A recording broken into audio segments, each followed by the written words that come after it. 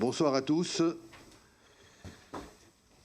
Vous voyez, vous avez une photo derrière nous. Si nous avions pu siéger dans la salle du conseil municipal, voilà ce que nos parcs et jardins ont réalisé comme décor. Hein. C'était très beau décor qui, vous le savez, illumine chaque fois nos réunions de conseil municipal.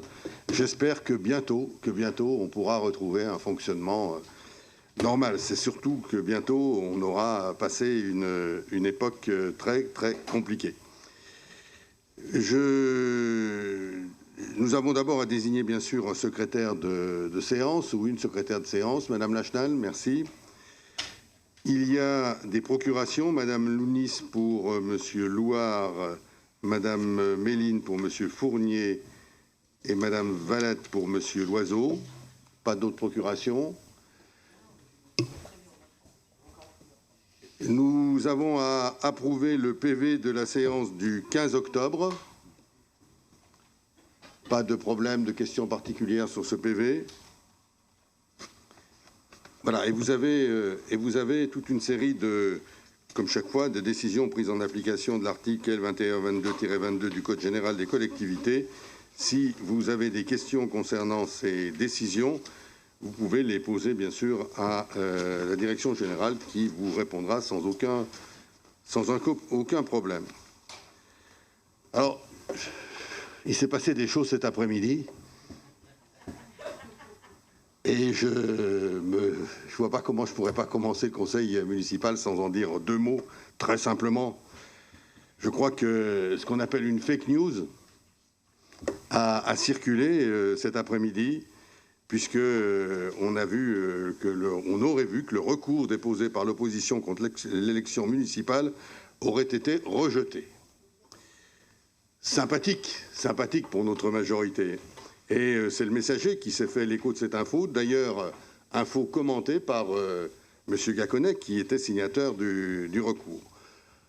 Heureusement, nous prenons nos renseignements à la source, nous regardons, nous vérifions, et cette vérification fait que, bien sûr, il y a eu, semble-t-il, une confusion entre clôture de l'instruction et décision du tribunal. Le processus est habituel, c'est celui qui va avoir lieu. L'instruction est sera close le 1er décembre. Une date d'audience publique sera alors communiquée et le tribunal administratif tranchera ensuite et donnera sa décision. Et suivant cette décision, on verra, elle est acceptée, elle n'est pas acceptée, il y a un appel possible, etc. Voilà, ça c'est le cheminement normal. Alors bien sûr, nous restons confiants.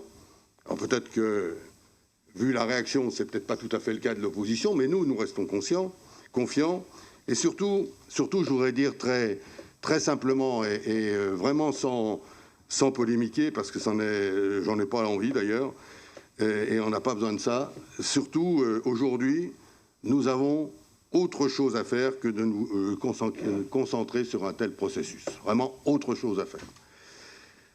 Le maire que je suis et les élus de la majorité, nous sommes au travail, d'abord dans une situation difficile au service des habitants.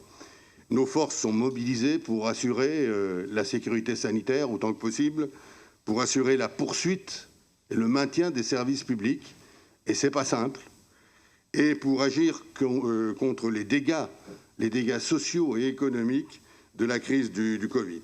Et je peux vous dire, et j'en resterai là, je peux vous dire que je suis sûr que personne n'en doute, ça prend beaucoup de temps et ça nous occupe beaucoup.